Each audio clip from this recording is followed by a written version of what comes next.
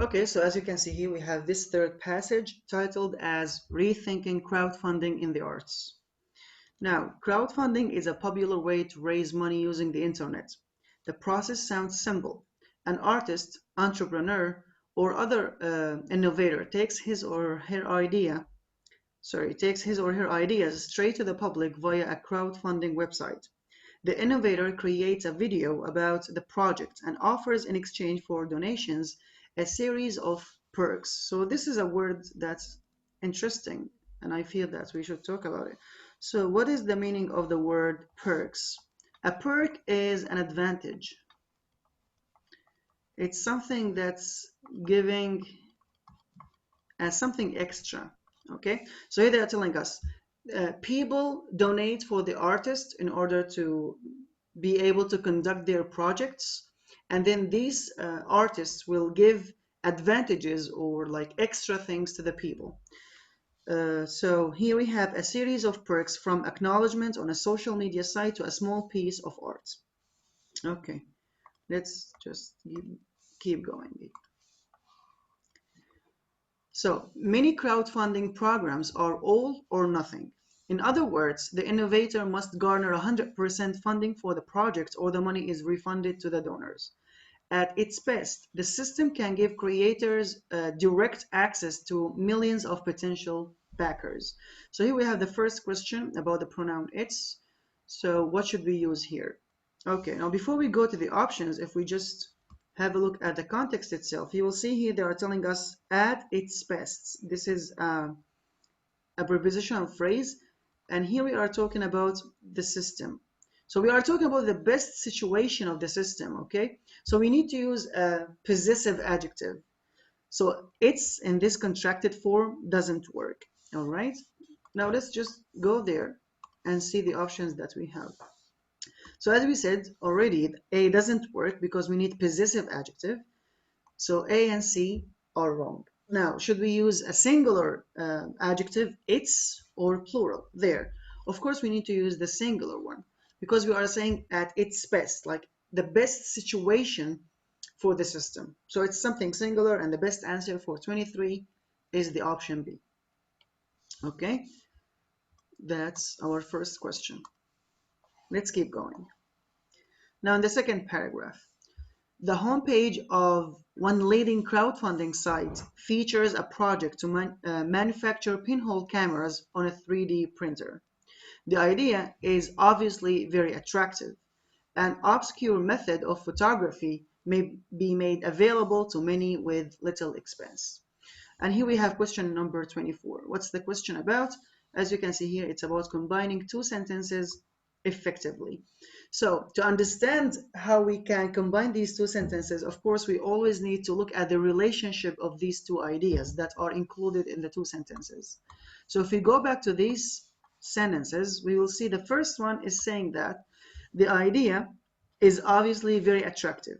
Okay, pretty simple. Now, an obscure method. Obscure, it means something that's unfamiliar, something that is not known to many people. So this method of photography may be made available to many with little expense. And that's like the attractive thing about the idea. Okay, great. Now let's see how we can combine these two sentences in the best way. A, with the idea being obviously very attractive, an obscure method of photography may be made available to many at little expense. Now, first of all, with the idea being obviously attractive, now it's kind of wordy because it's using these words that are not really necessary. That's number one. Number two, putting these two sentences in this structure doesn't show us clearly the relationship between these two ideas, right? So A doesn't work. B, the idea is obviously very attractive. That is as it is in the passage. And then they are using a colon. And as you know, we use a colon to show that there is a clarification. Now, an obscure method of photography may be made available to many at little expense. So far, I can say B is okay and it works. C, an obscure method of photography may be made available to many at little expense, and the idea is obviously very attractive. Now here it's just about joining the two sentences with and. Here we are not adding something new, remember.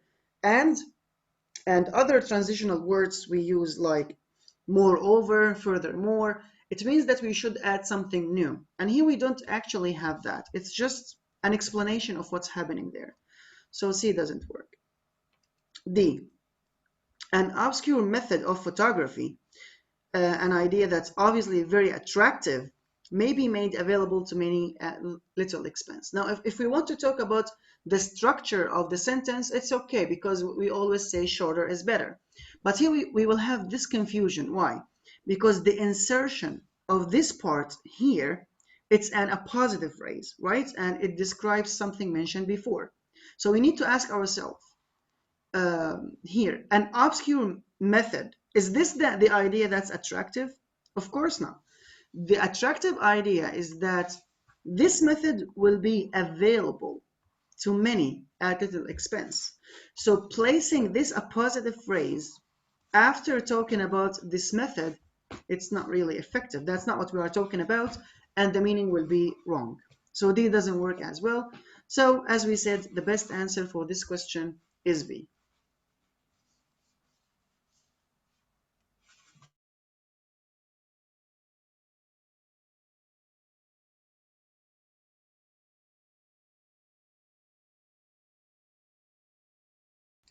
Okay, now let's move on and go to question number 25.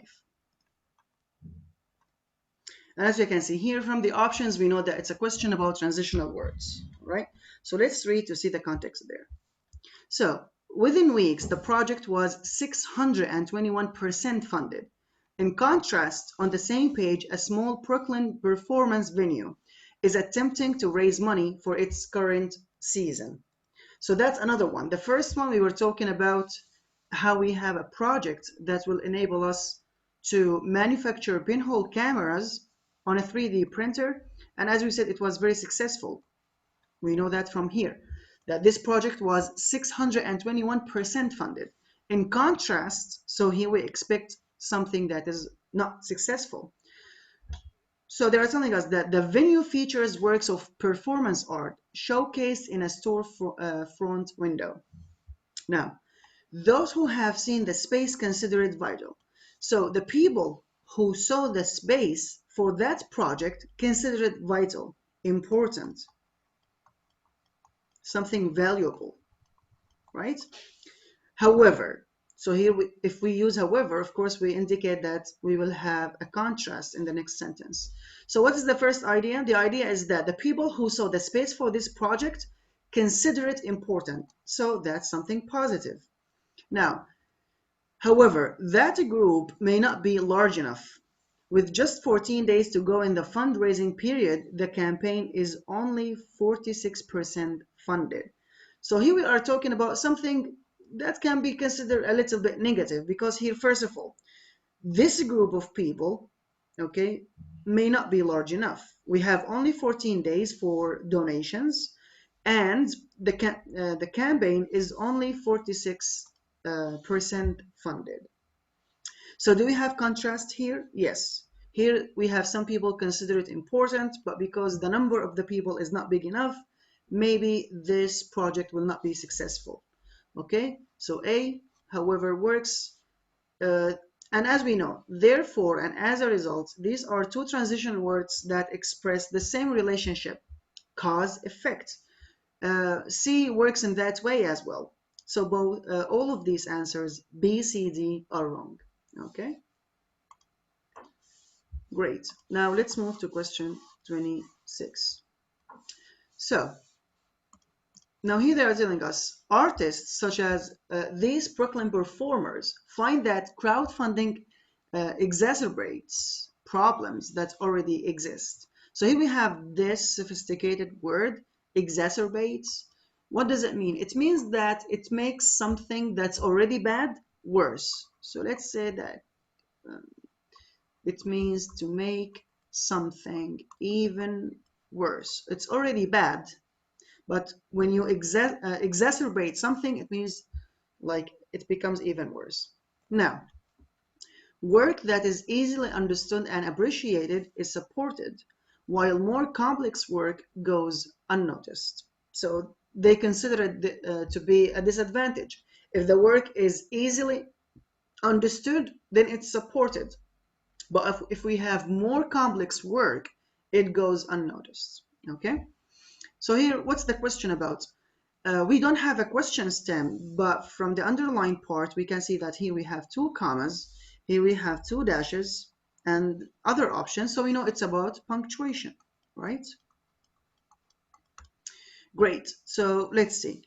Now, if I say work, and then I use that's easily understood and appreciated in a positive phrase is supported, then I'm talking about work generally. And that's not the context here. We need to specify what kind of work I'm talking about. What kind of work is supported? And as it's mentioned here, it's the kind of work that's easily understood. Okay? So if I consider this to be extra information, there will be something missing from the context. Okay, that's number one. Number two, remember, when we talked about relative pronouns, we said that cannot be used in what? In appositive phrases or clauses. Okay? Why? Because we always use this one for essential information. All right? That's another reason. So this clause that is easily understood and appreciated is not something extra. It's essential to specify what kind of work I'm talking about. So does A work? No. D doesn't work as well because it's the same concept. They are just using dashes instead of commas, but the structure is the same. Let's look at B. Work that's easily understood and appreciated is supported, and then we have comma, while. Of course, this comma is used because after that we have while. So does B work? Yes, I think it's okay. Work that's easily understood, comma, and appreciated. Now this comma here is wrong. Because when do we use a comma before fanboys? We use the comma if these fanboys are used to join two sentences, not two words. And here, as you can see, and is used to just connect these two words together, understood and appreciated. So that's wrong, and here we don't have a comma as well. So the best answer for question 26 is B. Let's continue. So we said now, work that's easily understood and appreciated is supported, while more complex work goes unnoticed. Time that could be used creating art is spent devising clever perks to draw the attention of potential contributors. Okay, so here, as you can see, at this point in 27, we have a question about a sentence addition. All right, so here they are telling us, at this point, the writer is considering adding the following sentence. Of course, as usual, we need to read the sentence and see what kind of information it includes, and then we can ask ourselves, as usual, is this sentence like directly relevant to the point of the paragraph? And then we need to ask ourselves, is it really effective? Does it help us to build up our argument in the best way? If yes, then we need to add it. If not, then no. Now, crowdfunding tends to attract contributors from a wide variety of professional fields. Okay? So the main idea of this sentence is that those people that contribute come from a wide variety of professional fields. So is that something that helps us? Of course, we need to go back to the beginning of the paragraph very quickly to decide. So what are they talking about? We need to consider the main idea because we said that any supporting detail should be directly relevant to the main idea. And here the main idea is that we have some artists, such as these proclaim performers, find that crowdfunding exacerbates problems that already exist. That's the main point. So we expect to talk about disadvantages of crowdfunding sites. Okay. So using this information, is it relevant? Generally, yes, but not directly. It doesn't help us with the argument that we have some problems created because of crowdfunding. Okay.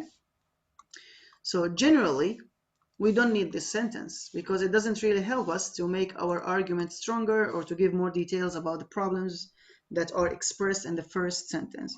So A and B are wrong. Now we just need to find the best reason why it shouldn't be added. So C, no, because it fails to take into account project funding received from public institutions. Like it didn't tell us about public institutions. Is that the reason?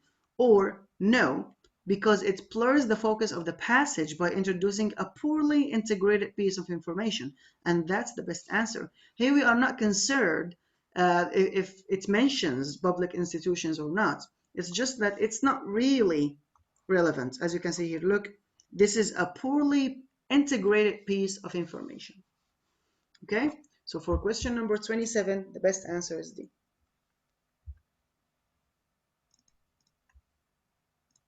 Now, the next question, as you can see here, it's about transitional words.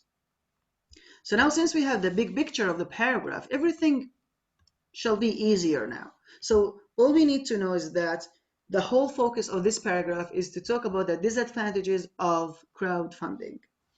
So in the previous sentence, we said time that could be used creating art is spent devising clever perks to draw the attention of potential contributors, and that's something negative because this time must be used to create art, not to just think of clever perks so that we can attract people to contribute and donate for our projects. Now, in addition, audiences may contain many free riders. Who are these free riders? These are the people who did not make any contributions, and that's another negative point. So are we adding something new here to something that's previously stated? Yes. The first disadvantage was mentioned here, that only the work that's easily understood is supported. Number two, we are talking about time. And number three, we are talking about the audiences who don't make any kind of contributions. So I can say that yes, A works. We can keep it as it is because we are adding something new. Now, if we explore the other options very quickly, conversely and however are both for contrast, something that we don't have here. Thus, it's cause effect. And we are not relating this sentence with the previous one in the relationship of cause effect. We are just adding another disadvantage. So, as we said, in addition works. And the best answer for 28 is A, no change. Now let's go to 29. So as we said, in addition, audiences may contain many free riders. Who are these? Those who don't make or did not make contributions. Now if we keep it as it is, as you can see guys, here again we have audiences may contain, so we have subject verb, and then we have they did not make subject verb. Two sentences joined by a comma. Again, we have a comma splice. Does it work as it is? Of course not. Let's explore the options. So I just need now to connect these free riders to their definition in the best way possible. A doesn't work. Not making? Not really. Free riders who did not make? Yes, because who is a relative pronoun that joins two parts, and we use it to talk about people. And of course, here we are talking about free riders, people who did not make any kind of contributions. So C works. D, riders to not make. Is this for the purpose? We are talking about the purpose? Of course not. We just need to give a definition for free riders. So the best answer for 29 is C.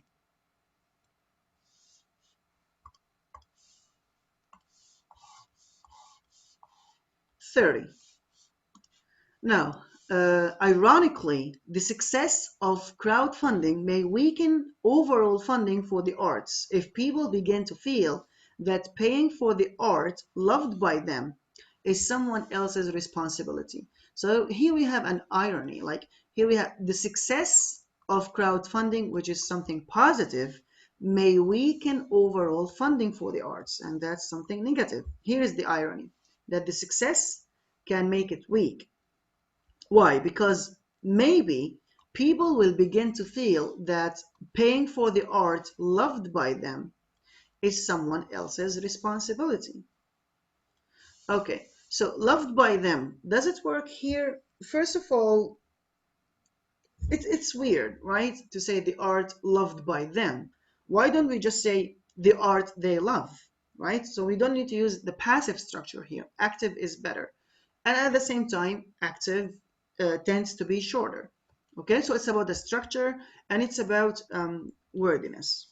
So A doesn't work, B works. Loved by him or her, that's even worse because here we are talking about people, which is plural, but here we have him or her, something that we use for something singular. He or she loves, again, it's about singular. So it doesn't work as well. And the best answer for 30 is the option B.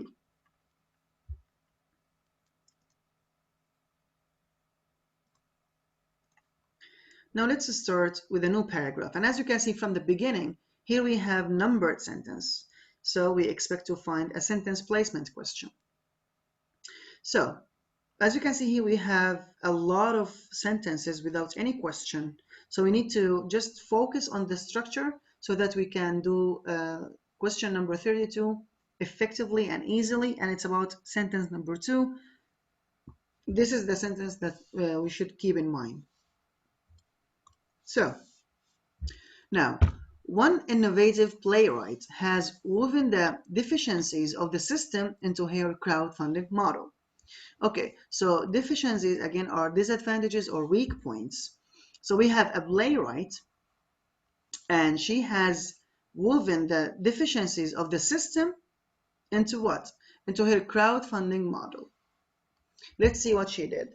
Now, though the price for her tickets was higher than that of tickets for comparable shows, it was still affordable to most theater goers and reflected the real cost of the performance.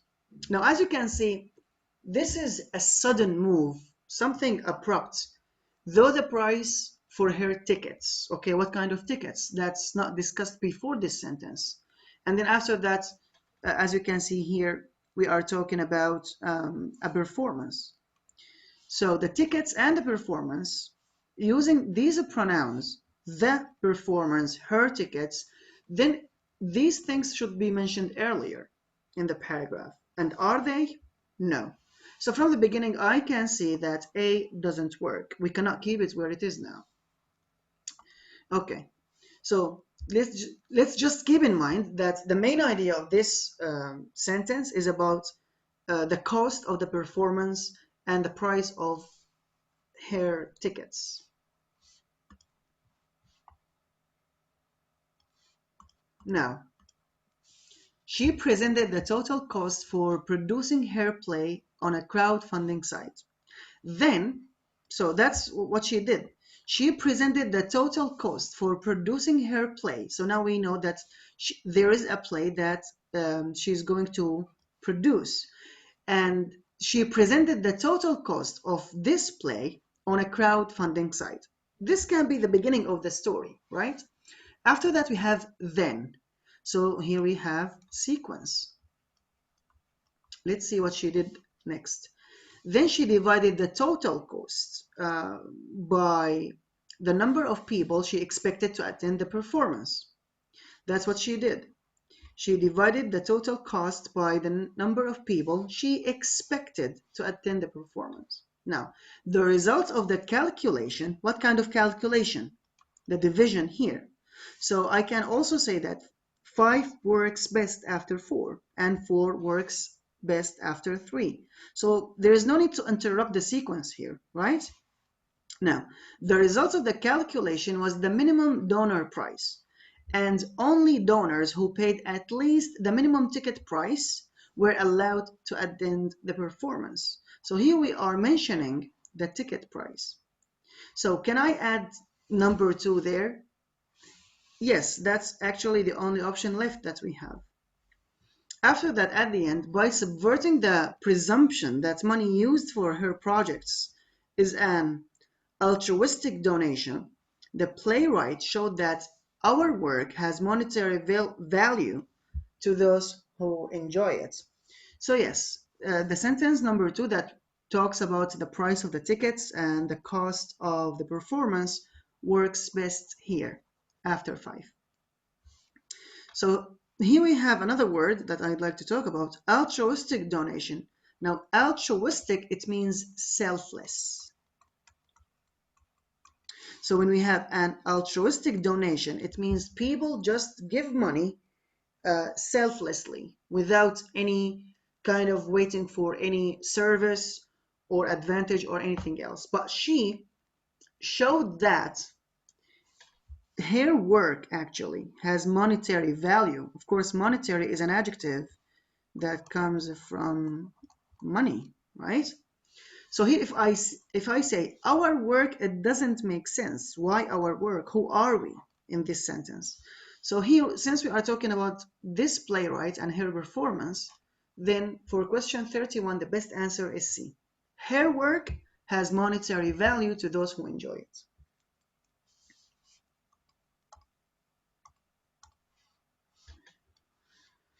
Okay, we have now the last question. As you can see here, question 33 asks about the graphic. Now, let's see the question first. Which choice offers an accurate interpretation, okay, of the data in the graphs? All right, let's see the graphs that we have there, and then we can decide which option gives us an accurate interpretation.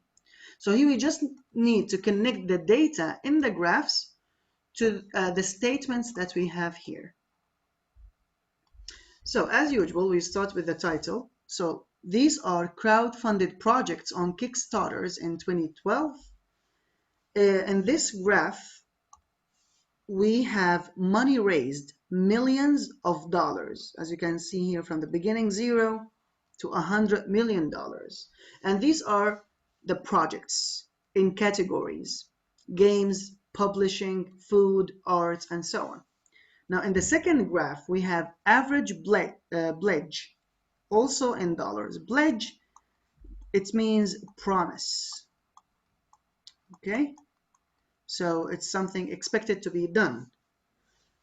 And then here we have success rate. But this time it's not about dollars or million of dollars, it's about percentage. So it's about percent of fully funded projects. Okay, so the first one is about the amount of money raised. The second is about the average pledge. And the last one is about the success rate. Now, let's see there. If we go to the first option, it tells us the project category with the lowest amount of money raised. So we need to look here. What is the lowest category that got money raised? It's dance, right? That's the lowest one. Was also the most successfully funded project category. So we need to look at the success rate. Is it the highest? Yes. So here we have dance with the lowest amount of money raised, and then it has the highest success rate. So is A right? Yes, it is. Now we can explore the other options very quickly just to make sure that our answer here is 100% correct. Now B, the project category with the highest average pledge amount. Which one in the pledge average or the average pledge is the highest? Food. Okay. Was also the most successfully funded project category. Was it the most successful one? No, it's not food, it's dance, so B is wrong. C, the project category with the lowest average pledge. Which one is it? It's publishing. Was also the project category that raised the money, or sorry, the most money. Do we have publishing here as the highest one? No, so C is wrong as well. D, the project category with the highest average pledge amount. Which one? It's food again. Was also the project category with the most money raised. Do we have food in here? No, it's the third one. The highest was games. So D is wrong as well. Now we can be 100% sure that our answer is correct and it's A. All right?